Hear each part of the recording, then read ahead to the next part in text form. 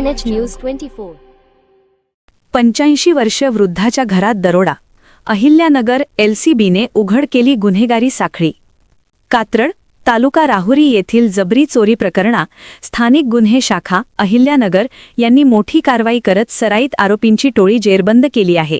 या कारवाईमुळे अहिल्यानगर जिल्ह्यातील अनेक चोरीचे गुन्हे उघडकीस आले असून नागरिकांमध्ये दिलासा निर्माण झाला आहे।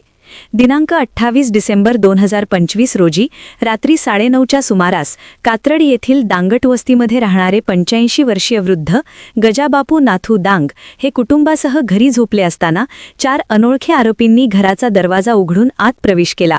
धारदार शस्त्राचा धाक दाखवत आरोपींनी सोने चांदीचे दागिने, रोख रक्कम व मोबाईल जबरदस्तीने लुटले, तसेच फिर्यादी व साक्षीदारांना मारहाण केली।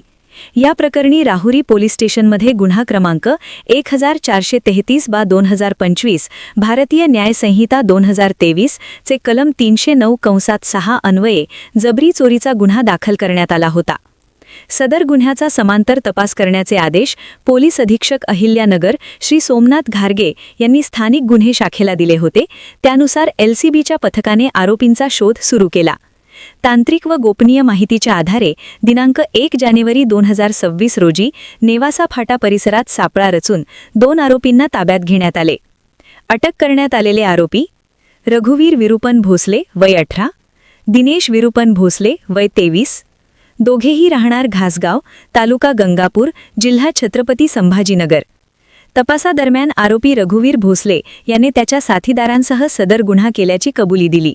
यामध्ये तिरंगा कडू उर्फ फादर काळे, बदाम कडू उर्फ फादर काळे, महेश नंदन उर्फ नंदू काळे, अवकाश गोपीनाथ काळे यांचा सहभाग असल्याचे निष्पन्न झाले।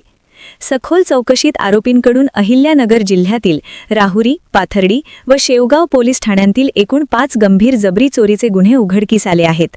तसेच आरोपी रघुवीर भोसले याच्यावर यापूर्वीही अहिल्यानगर व छत्रपती संभाजीनगर जिल्ह्यात गंभीर स्वरूपाचे गुन्हे दाखल असून तो फरार होता। ताब्यात घेतलेल्या आरोपींना पुढील तपासासाठी राहुरी पोलीस स्टेशनच्या ताब्यात देण्यात आले असून पुढील तपास सुरू आहे।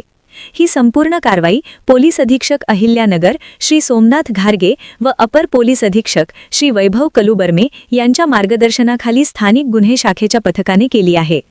KNH न्यूज 24 साठी यासिन सय्यद, राहुरी।